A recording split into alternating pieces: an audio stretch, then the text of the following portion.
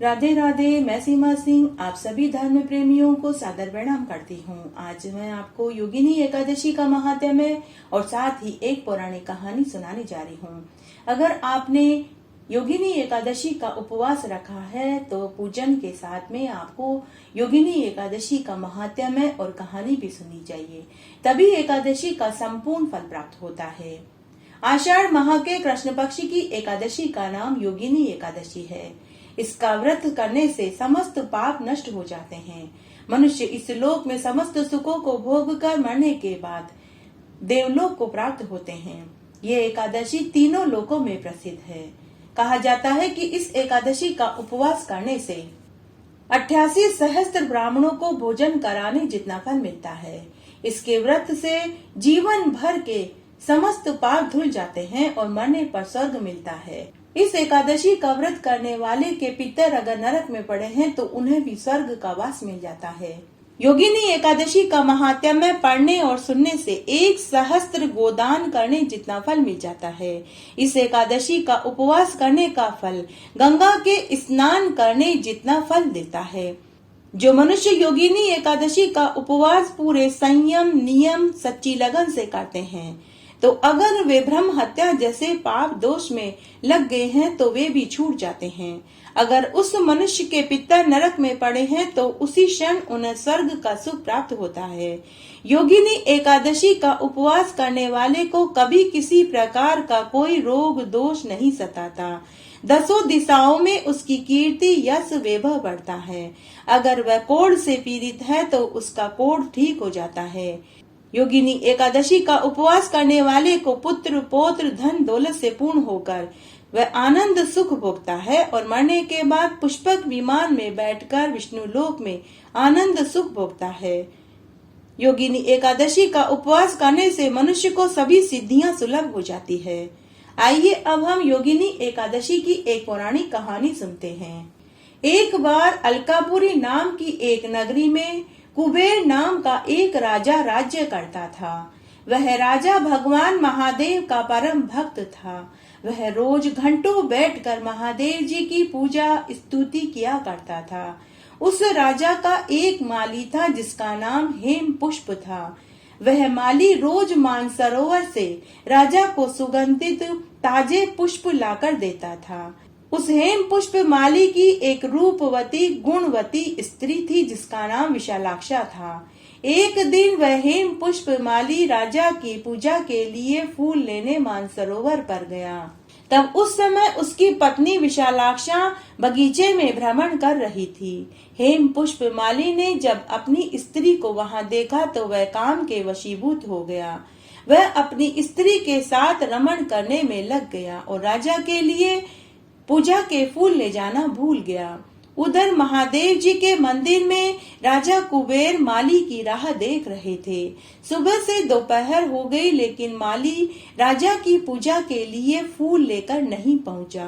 तब राजा कुबेर ने अपने सेवकों को आज्ञा दी कि तुम लोग जाकर देख कर आओ कि वह माली मेरी पूजा के पुष्प लेकर अब तक क्यों नहीं आया। तब राजा के सेवकों ने पता लगा लिया। फिर उन्होंने राजा कुबेर को पूरी सच्चाई बताई कि वह माली तो अभी भी अपनी स्त्री के साथ भोग कर रहा है। सेवकों की बात सुनकर राजा को महान क्रोध आया। राजा ने आज्ञा दी कि उस माली को पकड़कर मेरे पास लाओ। तब राजा की आज्ञा से सेवक माली को और उसकी पत्नी विशालाक्षा को पकड़कर राजा के सामने लेकर के आए। माली और उसकी पत्नी राजा के सामने डर के मारे हाथ जोड़कर आंखें नीची करके खड़े हो गए। राजा ने कहा कि अरे दुष्ट, नीच, पापी, तूने मेरे पूजनीय देवताओं के भी देवता, ईश्वरों के भी ईश्वर का अनादर किया है। तू उनकी पूजा के लिए फूल लेकर नहीं आया, इसलिए मैं तुझे शाप देता हूँ कि तू अपनी स्त्री का वियोग भोगेगा और मृत्युलोक में कोढ़ी होकर महान कष्ट भोगेगा। राजा कुबेर के शाप से वह माली उसी क्षण स्वर्ग से धरती पर गिर पड़ा और कोढ़ी हो गया और उसकी पत्नी भी अंतर्ध्यान हो गई। मृत्युलोक में जाकर वह माली कोढ़ी बनकर दुख भोगने लगा, लेकिन वह माली भगवान महादेव का परम उपासक था तो उसे अपने पूर्व जन्म की सभी बातों का स्मरण था। वह हिमाचल पर्वत की ओर चल दिया। वह वहां अनेकों आश्रमों में गया। तब एक दिन उसे एक आश्रम दिखाई दिया जो मार्कंडेय ऋषि का था।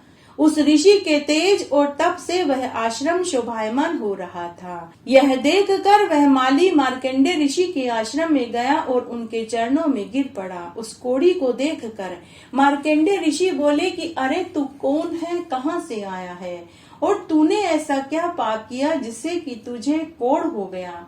तब वह माली बोला कि हे ऋषिवर, मैं पूर्व जन्म में यक्षदान कुबेर राजा का माली हेम पुष्प माली था। मैं नित्य प्रति राजा के लिए पूजा के फूल मानसरोवर से लाकर देता था, परंतु एक दिन मैं कामासक्त हो गया और अपनी स्त्री के साथ रमण करता रहा और राजा के लिए पूजा के फूल लेकर नहीं गया। तो राजा ने क्रोधित होकर मुझे कोढ़ी होने का शाप दे दिया और साथ ही मुझे स्त्री वियोग का दुख भोगने का शाप दिया। हे मुनिवर, मैं उसी पाप दोष का दुख भोग रहा हूँ। हे मुनिवर, अब आप मुझे कोई उपाय बताइए ताकि मैं इस शाप से मुक्त हो सकूं। तब मार्कंडेय ऋषि बोले कि हे वत्स, तूने मेरे सामने सत्य वचन कहे, इसलिए मैं तुझसे प्रसन्न हुआ। मैं तुझे तेरे उद्धार के लिए एक व्रत बताता हूँ। हे वत्स, आषाढ़ मास के कृष्ण पक्ष की योगिनी एकादशी आने वाली है। तू योगिनी एकादशी का उपवास कर। इस व्रत को करने से तेरे सभी पाप धुल जाएंगे।